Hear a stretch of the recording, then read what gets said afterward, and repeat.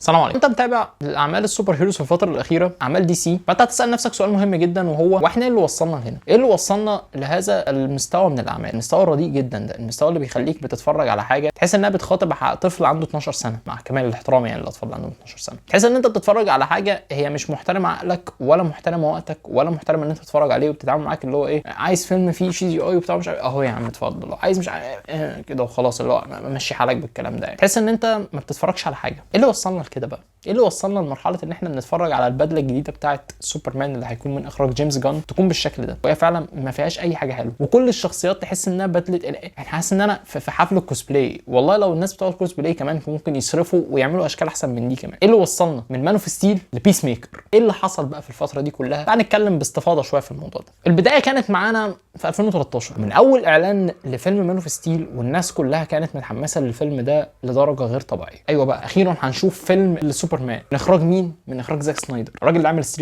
الراجل اللي عمل واتش مان، الراجل اللي عنده شغف ان هو بيحب يعمل افلام السوبر هيروز، وهو فعلا بيحب الشخصيات بتاعت دي سي جدا. فالفيلم ده كان ليه اسباب كتيره جدا تخليه من اكتر الافلام المنتظره لناس كتير. ولما نزل الفيلم فعلا لقى استحسان كبير جدا عند الناس، وناس كتير اتفرجت على الفيلم ده وحبته واستثمرت كتير جدا في العالم ده، ما عدا الكريتكس او النقاد اللي بيشوفوا دايما ان والله يعني لا ده مش سوبرمان يا عم، احنا عايزين التاني اللي بينقذ مش عارف مين ده ويفضل يطير كده وتي تي تي تي والكلام، واللي هو احنا عايزين الشخصيه 2 دي يا معلم، فاحنا مش عاجبنا فكره ان في سوبرمان وبي عنده مش عارف شخصيه الصراعات النفسيه بتاعته انا مش عارف مين والكلام ده، اللي هو الكلام السخيف. عايزين يا معلم سبوف بقى، احنا عايزين نضحك. انا شفت شايف الام سي يو ده، احنا عايزين زيه بالظبط كده، عايزين نكت في نص الكلام وضحك وبتاع مش عارف ايه وخفيف، ونفضلوا قاعدين في السينما نكركر من كتر الضحك والكلام ده. ما ينفعناش التون اللي انت ماشي عليها دي. وفعلا كانت دي هي الحجه اللي بيستخدمها النقاد على فيلم زي مان اوف ستيل. فيلم كان فعلا بيتعامل مع سوبرمان بشكل مختلف، بمنظور مختلف،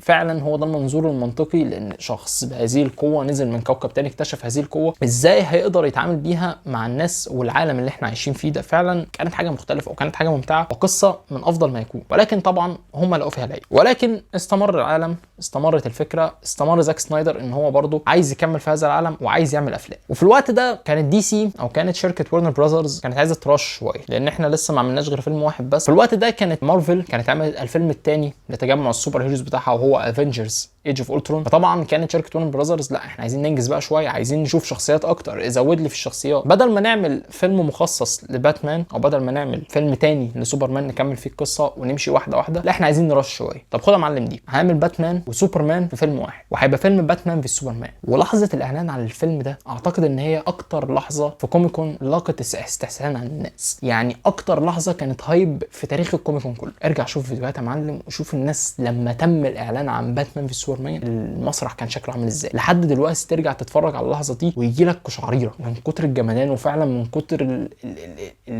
الجوز بامز اللي كانت موجوده في الجو ده. وفعلا الناس كانت مستنيه الفيلم ده بشكل مش طبيعي، لان ده كانت هي الادابشن لحاجه زي ذا دارك نايت ريتيرنز. الناس اللي اتفرجت على فيلم ذا دارك نايت ريتيرنز فكانت عارفه ان احنا هناخد من ده، لان في حصل معركه بين باتمان في سوبرمان في الفيلم ده، فكان يعني الناس كانت مستثمره جدا انها تشوف حاجه زي دي على اللايف اكشن. ومفيش احسن من زاك سنايدر انه يقدم لنا حاجه زي دي. ينزل فيلم باتمان في سوبرمان، ينزل السينمات اقل نص ساعه من الوقت بتاعه الطبيعي من ساعه ما نزل، والنقاد شغالين دشمله في الفيلم ده. فيلم قعد وقت اقل من الوقت اللي المفروض يقعدوا في السينمات، والفيلم تلاقى بهجمات كتيره جدا من الناس، لان فعلا كان فيلم سابق اوانه، لان الناس كانت عايزه برضو نفس التجربه بتاعت مارفل، اللي هو احنا عايزين الضحك، عايزين الفنفنه، عايزين نقعد نهزر ونعمل وبتاع مش عارف ايه والكلام ده، ونكت في نص الكلام ومش عارف مين، وكابتن امريكا يرمي الدرع على يعني. لان في الوقت ده كمان كان فيلم سيفل وور نزل، فكانوا عارفين طبعا ان فيلم سيفل وور ده لما ينزل احنا مستنيين بقى مارفل وايرون مان هنا وكابتن امريكا هنا، يعني كان في معركه حلوه بين مارفل ودي سي في الوقت ده. ولكن الناس ما فهمتش فيلم باتمان في سوبرمان في الوقت اللي نزل فيه، وحست ان هو فيلم كان بطيء ممل، يا عم ايه باتمان العجوز اللي انت جايبه ده ومش عارف ايه الكلام ده.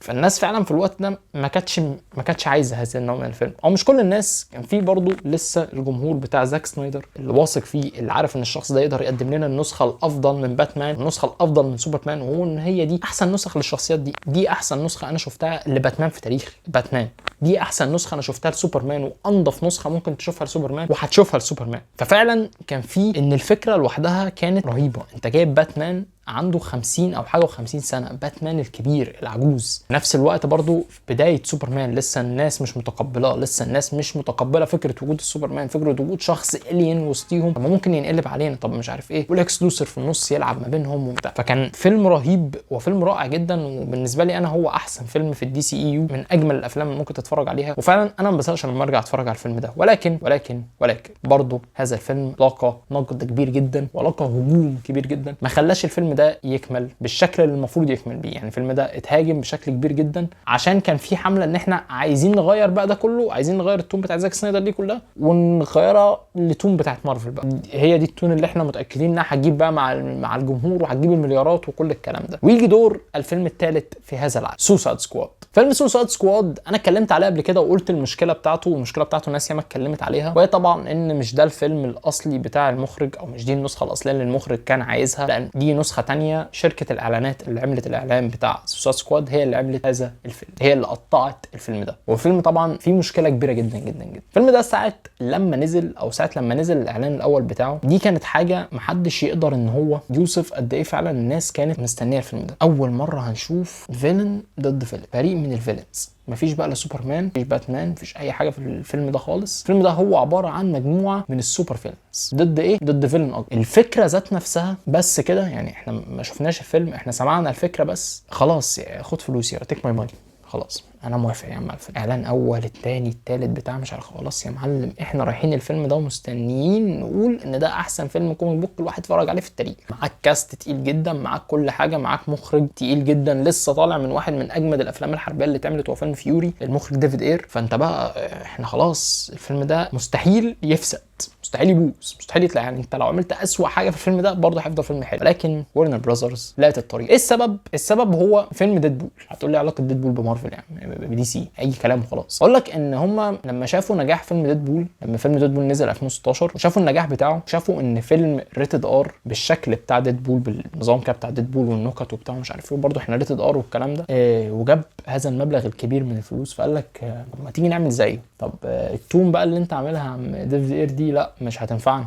لا ما فشركه الاعلانات اللي عملت الفيلم بتاع بوهيميان رابسودي، الاعلان ده ما تاخدوا انتوا تعملوا لنا الفيلم، ما انتوا ممكن تطلعوا لنا التون اللي احنا عايزينها برضه، فخد يا عم الفيلم وطلعه بتاع مش عارف ايه. فطلع الفيلم هذا المسخ السيء اللي هو عباره عن فيديوهات كده مقصوصه ومحطوطه جنب بعضها. في مشكله كانت كبيره جدا في الفيلم ده وانت بتتفرج، اللي هو تحس ان انت اللي هو انت اتدوشت كده في الفيلم ده. وبس ينزل سوسايد سكواد وفعلا يفسد الفيلم ويفسد اي بوتنشال ان احنا نعمل جزء تاني والكلام، حوارات كتيره اللي حصلت بقى بعد كده. ويجي الدور على فيلم اكوامان او فيلم وندر وومن، اللي كان لذيذ، ما كانش وحش، ما كانش سيء. مشكلتي طبعا مع جال جادوت ان هي كانت اختيار سيء، ما بتعرفش تمثل، وانا مقتنع انها ما بتعرفش تمثل. بعد كده يجي الفيلم بتاع اكوامان، وهو الفيلم الاكتر اللي جاب فلوس، لان ده الفيلم الوحيد اللي المخرج محدش تدخل فيه ومحدش لعب في اللي هم بيعملوا. جيمس وان هو المخرج اللي عمل الفيلم ده، هو كان ليه كامل التحكم وكامل الحريه ان هو يعمل كل اللي هو عايزه في الفيلم. الفيلم على فكره ما كانش وحش، كان فيلم لذيذ، كان فيه بقى اللي هو ايه المعادله اللي هم بيحبوها، شويه نكت في الفيلم موجوده، على شويه سي جي اي جامد جدا، على قصه حلوه، خد يا باشا الفلوس. اول فيلم يعمل مليار في عالم الدي سي. خلاص عملنا الابطال بتاعتنا، جمعنا شله الابطال دي، يلا بقى نعمل الجاستس ليج.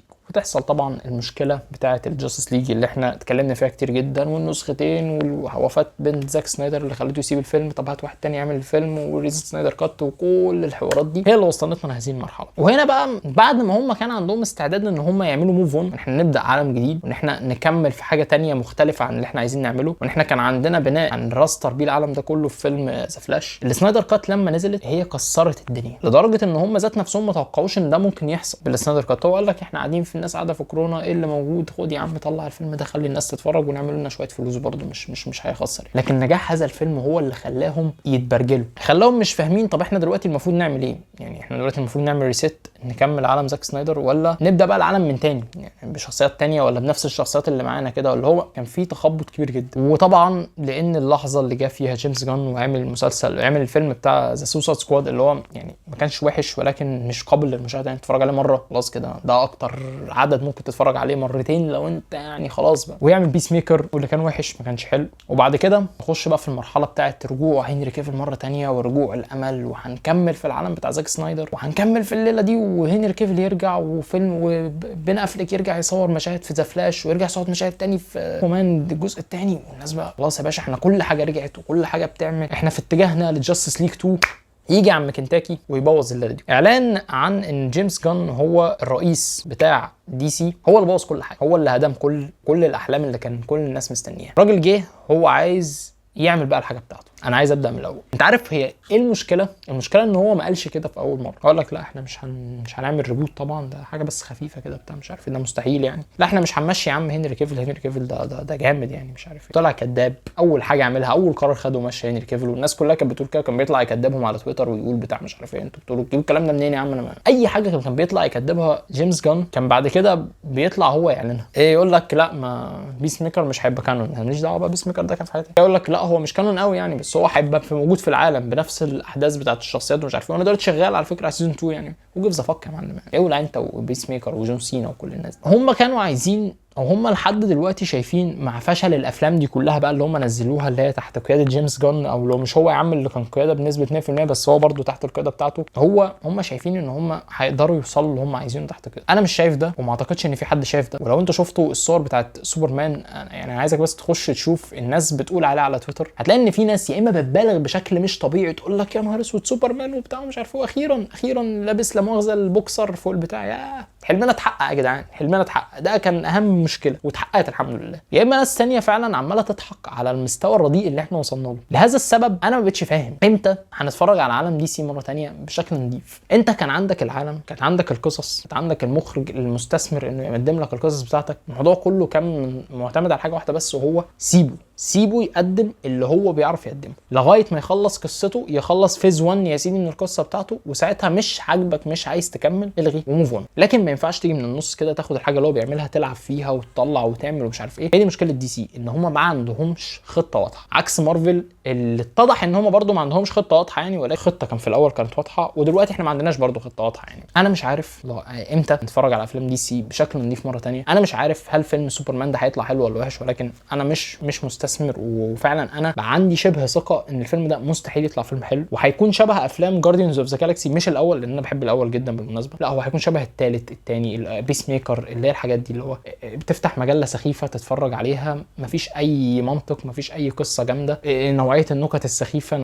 هو ده هيكون الليفل اللي وصلنا له. الشخصيات 2 دي اللي ما عندهاش روح، اللي ما عندهاش منطق، اللي تحس ان الموضوع كله مبني على فعلا شويه شخصيات بكوستيم كده بلبس مختلف بتاع الشخصيات اللي احنا بنشوفها في الكوميكس، بس مفيش اي حاجه تانية. ولو في شبه قصه احنا هنبوظها بكميه الكوميديا اللي هتكون موجوده في الفيلم. وبرده مفيش باتمان، مفيش الشخصيات الاساسيه يعني. انت لو بصيت حتى على السليت اللي هو عاملها هو سوبرمان، وبعد كده كميه شخصيات مالهاش اي لازمه، وفين لحد ما نوصل لباتمان. وفي كمان اشاعات بتقول لك ان هو هيلغي افلام ذا باتمان اللي هي انضف حاجه اصلا موجوده في العالم بتاع تي سي في الوقت الحالي. فايه اللي وصلنا لكده؟ لا شيء هو اللي وصلنا لكده. مرحبا بكم بالام سي يو بارت 2. مرحبا بكم في عالم يخلو من المنطق ويخلو من اي شخصيات عندها منطق. مرحبا بكم في الرخص والسخافه والضحك. مرحبا بكم في عالم جيمس جان. طبعا نتمنى يعني ان كل ده يطلع سخيف ونطلع هبل وينشأ عالم سينمائي نظيف ومحترم، ولكن الحاجات دي بتبان من الاول كده، من حاجات بسيطه كده الكلام ده كله بيبان. وبس يا سيدي، شكرا لكم يا جماعه على وصولكم نهايه الفيديو. اتمنى يكون الفيديو عجبكم. لا تنسى الدعاء لاخواتنا شمال غزه يموت جوعا. تفعل الهاشتاج، انشره في كل مكان، انشره بين اصحابك، انشره على تويتر. مش قادر اتبرع لو تقدر، لو مش قادر تتبرع فلا بطلش نشر لحد ما يوصل للناس اللي تتبرع. ربنا ينصرهم ان شاء الله، ربنا يخفف من عليهم، اخواتنا في السودان، اخواتنا في سوريا، اخواتنا في فلسطين، اخواتنا في غزه، اخواتنا في رفح، كل اخواتنا اللي بيمروا بصعاب. حسبنا الله ونعم الوكيل. شكرا لكم، اشوفكم ان شاء الله في فيديو جاي. سلام.